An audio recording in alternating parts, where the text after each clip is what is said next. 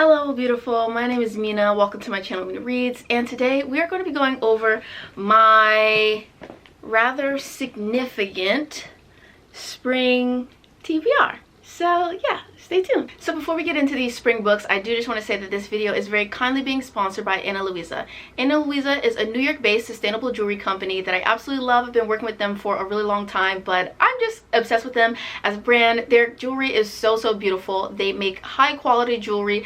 They are a completely carbon neutral company from packaging to products, and I am just so obsessed with them. So I'm going to show you what I got for myself. I got these really gorgeous hoops. I'm going to move a little bit closer, but I got these gorgeous hoops. These are the Abbey earrings, and I love them. They're just like little, they're very tiny, like chunky hoops, and I think they're so cute, and they're really understated but also adorable. And I love gold jewelry, and they have so many beautiful gold jewelry options to choose from, but they also have a lot of pretty statement pieces if you like statement earrings and necklaces and things like that. They have such beautiful designs. They're all very unique, and I would definitely recommend checking them out. I will leave their website linked in the description, and they are currently running a Mother's Day sale, so you can get something for you and your mother for buy one get one 40% off. And so these are the earrings that I got for myself, but I also got some stuff for my mom, and so I'm going to be giving it to her, and I'm going to show you guys her reaction.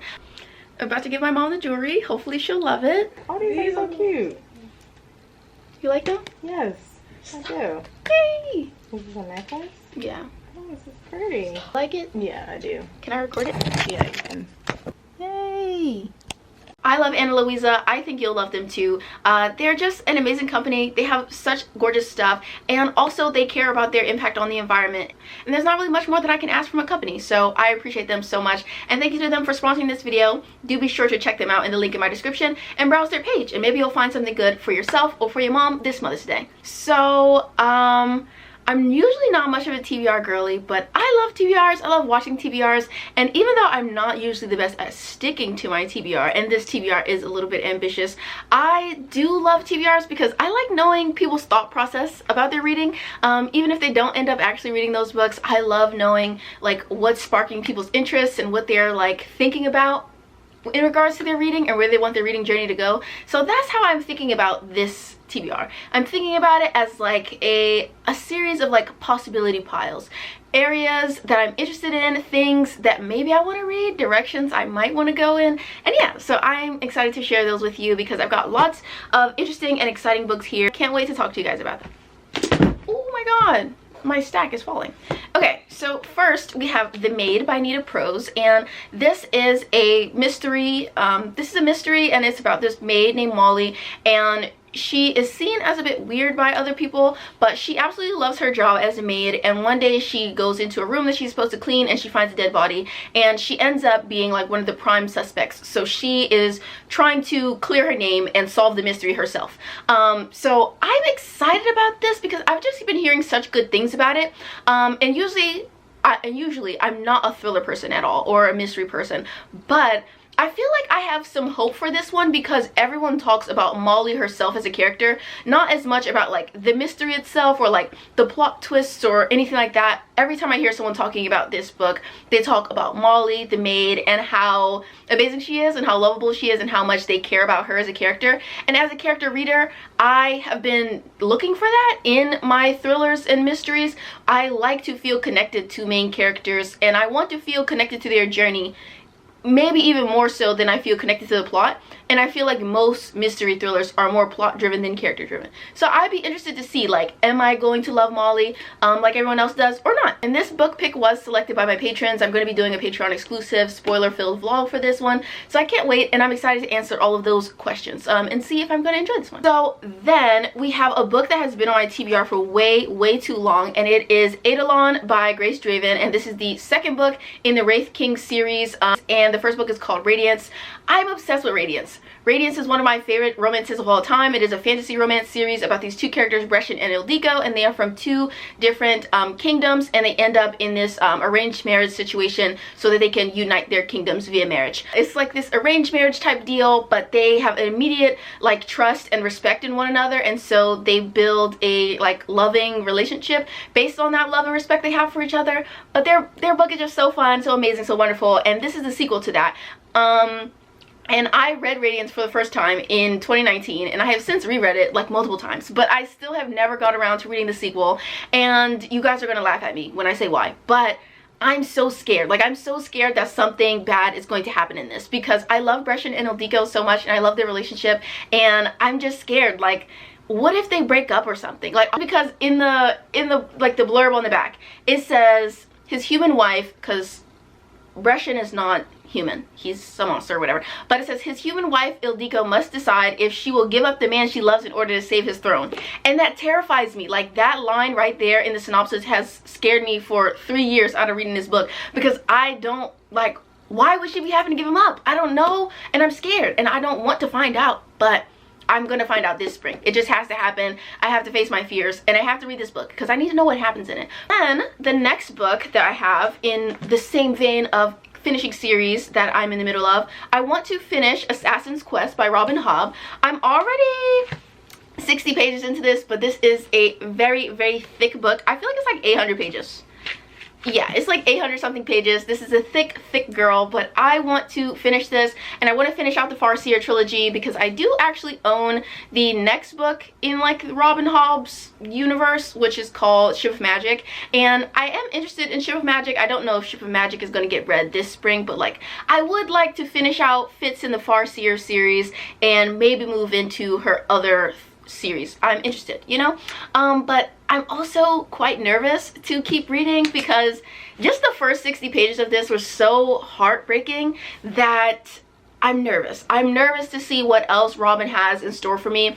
And I will also say that one of my main critiques with Robin Hobb is that I think that her pacing is kind of off sometimes, because like 800 pages, and if you have read the Farseer series, you know that like not a lot happens in the books. Like, even if there's a lot of plot things going on, usually not that much happens in the book. So I'm nervous to see, well, not nervous, but like, I'm slightly worried about how the pacing will be in this book, just because it's so long. And the other books are long, but I don't think they're quite as long as this one. So I'm nervous but excited, and I would like to finish out this series this spring. Then I like to start another series, which the first book is going to be The Stardust Thief. This is by Chelsea Abdullah, and I am so excited to try this. My bestie Mariam from her channel's name is Mariam. I was gonna say Mariam Reads Sometimes. That's her old channel name, but it's just called Mariam now with 3 R's, I think. And anyway, Mariam really loved this book. She read it a few months ago, and I'm excited about it. It's an Arab fantasy. It says, embark on this epic journey across the sun-dazzled sands and through ancient ruins in the sparkling Arab-inspired debut from the most incredible new voice in epic fantasy. And this book is going to have Jinn in it, and I love Jinn, and I like reading like desert fantasy that involves Jinn. So I'm excited to read this book. And yeah, I've heard good things from people I trust, so I can't wait to read it. Okay, so then we've got Roomies by Christina Lauren. I have a complicated relationship with Christina Lauren. I have really loved some of their books, and then I read The Unhoneymooners, which I kind of liked, but on like in retrospect, I kind of don't like. So I have really complex feelings about The Unhoneymooners, and it just kind of put me off from reading any of their other books, but I somewhat recently thrifted this book, and so I'm gonna read it and I'm gonna see how I feel about it. And this is a marriage of convenience book, and it's about this girl who knows this like artist who, he's not an artist, he's a guitarist, and he plays in like the subway. She sees him every day, she has a crush on him, and she wants to help him. She gets him an audition with her uncle who like works on Broadway or something like that, so that he can like get his music career going, etc. But the gag is that he is actually in the country illegally, and his student visa hasn't expired, so she decides that she will like marry him to help him get his papers and blah blah blah. So this is a marriage of convenience. She's secretly in love with him. I am very intrigued by this book, and I love the marriage of convenience trope, so hopefully this is gonna be a banger. I don't know, but I'm excited about it. Up next, we have another romance. This is called The Kingmaker by Kennedy Ryan, and I have read another book that's in this series, which is called Queen Move, but this book is about a different couple, because I've seen Kennedy Ryan promoting this on her TikTok, and she said that this will be good for fans of Scandal. Now, I wouldn't necessarily say that I am a Scandal super fan, but I do think that the dynamic between Liv and Fitz is very intriguing. So I'm wondering if this book is supposed to have a similar vibe. I don't know too much about it, but I'm excited. Also, I'm pretty sure this is like a second chance romance because the couple knows each other, and I believe they're estranged at the start of the book, and I'm not sure why. So I don't know too much about the plot of this one. I'm going in just based on the vibes and on the strength of the fact that I have loved the 2 previous books that I read by Kennedy Ryan. I think she's an incredible writer, so hopefully this is going to be a banger. Okay, so next I have Open Water by Caleb Azuma Nelson, and this book has been on my radar for a few months now, and I got it a while back. But first of all, the cover is beautiful. And I've heard a few people talk about it. I feel like Joel from Fictional Fates has talked about it, and I've also been hearing about it quite a bit on TikTok recently. And so from what I understand, this is a story about 2 Black British students who fall in love, and it's supposed to be like this really like achingly tender and intimate kind of love story, but it's also told in second person. And I did read a few chapters of this, not chapters, but a few pages of it rather, and I find that the second person is really difficult for me because it's so uncomfortable, because second person draws you in as a reader, and it like makes you a part of the story in a way, and it engages you on this really like personal level, which I usually find very uncomfortable when I'm trying to read a book. So I was kind of uncomfortable when I first attempted reading this, but I think that going in knowing that it's going to be in second person, I'll be able to like move around my feelings about the intimacy of reading a second person narrative, and hopefully I'm gonna enjoy it because everyone says it's amazing, so I want to love it. Speaking of love, I want to read All About Love by Bell Hooks. So Bell Hooks is someone who I'm constantly stumbling across her work in my academic studies. I'm an English major, and I do a lot of English major studies in regards to like feminism, feminist theory and stuff like that in application to literature. So I have come across Bell Hooks in a lot of her works and writings and excerpts from her larger speeches and books and stuff, but I've never read a full work by her, and I think the first one that I want to read is All About Love. She was an incredible mind, really brilliant, and so I want to like, you know, devote some time to reading her work, and I think that this will be a good one. I have high hopes for it. And also I'm trying to get more into nonfiction because I've recently been taking this class, and it's called like Living for Change, and it's about reading the memoirs of like female activists and stuff. And it really made me realize that nonfiction, there's really so much to be gained by reading nonfiction, and I definitely want to enter my nonfiction era now because of that class. So this could be the start of something new. It's a collection of essays. I think it'll be great. Next, we have one that's going to be a buddy read between me and my bestie, Erin from Booked and Busy. Don't mind the shininess. This is previously a library copy. Y'all know me. I love a good deal. I got this from Thrift Books, so it was previously a library copy, and it has that ugly library coding stuff on it. But this is by the thriller queen, according to the girls in the thriller community. They love Karen Slaughter, and I want to see what she's all about. And I've heard that Pretty Girls is like a really dark, disturbing read, and I like being disturbed. I think that that's something that I can say about me and my reading journey. I like being disturbed, and I think that this might speak to me. It might work for me. And me and Erin are supposed to be reading it together. We were supposed to start reading this at the beginning of April, and it's now almost the end of April. So when are we going to read it? I don't know. But a buddy read is supposed to occur for this book. Alright, so then we have a book by one of my favorite authors of all time, Christina C. Jones. Now, Christina C. Jones, one thing about her is that she's going to write a book. And she's going to come out with a book every few months. So she is so prolific that I find myself being woefully behind. And now there's like maybe 20 of her books that I haven't read yet. Maybe more, because she is so prolific. I feel like she's written like maybe 80 books already in her like writing career. And I feel like I'm behind. I don't think I've read all of them. I feel like I've read a good majority of them. Maybe like 40 or 50. But I'm nowhere near completing her backlist, and I would like to. So I want to devote some time this spring to reading more books by Christina C. Jones and catching up with my girl. So we're going to start off first with Behind the Scenes. And Behind the Scenes is about these 2 characters, Logan and Pierre. And essentially one day they meet because they're both driving around in the middle of the night and they get into an accident. And so from this accident, Pierre gives Logan a ride home because her car is completely totaled. And once that ride home happens, she rides a little bit more than just his car, if you know what I'm saying. And then the gag is that she actually ends up working for him, and they are working on this project because Pierre is a screenwriter and he's recently created this new television show, and she is kind of like helping him with the production of it. She's helping organize his schedule and stuff like that. I think that her title is supposed to be like Life Concierge. Mind you, I have started this book. I've read like the first 50 or so pages, so like I know some of what's going on, but not fully. So she's a life concierge. She's supposed to be helping him during this like really stressful period of time while he's trying to get his show made and produced. And so yeah, it's awkward because they've had this first meeting where that was very intense and passionate, but now they have to have a working relationship, and yeah. So I'm interested to check this one out. Also, I really love this cover. It's so gorgeous. So yeah, I'm going to be reading this one. Hopefully it's going to be amazing, and it will kickstart my Christina C. Jones binge that I would like to do this spring once the semester ends. Alright, so then we've got Dating Dr. Dill by Nisha Sharma. This book has been everywhere on TikTok. I haven't seen that many people reading it on BookTube yet, but also I haven't been watching as much BookTube as I usually do, so maybe I'm just out the loop.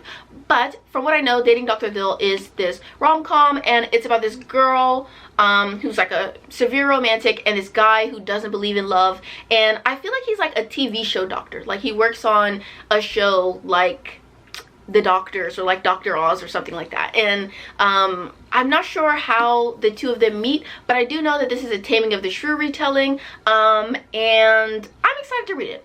First of all, I used to be a Shakespeare fanatic, and I think the Taming of the Shrew is really interesting. I think that it has been generative of a lot of my favorite romantic tropes, but I think that Taming of the Shrew is like one of the most problematic and upsetting things that I've ever read. So I don't know, but I'm really interested to see how this retelling is going to be interpreted.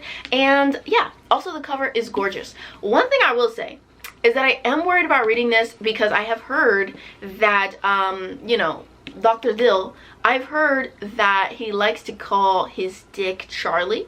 And I don't know how I feel about the personification of the penis. But the girls are saying that the book is good, so I'm gonna give it a shot.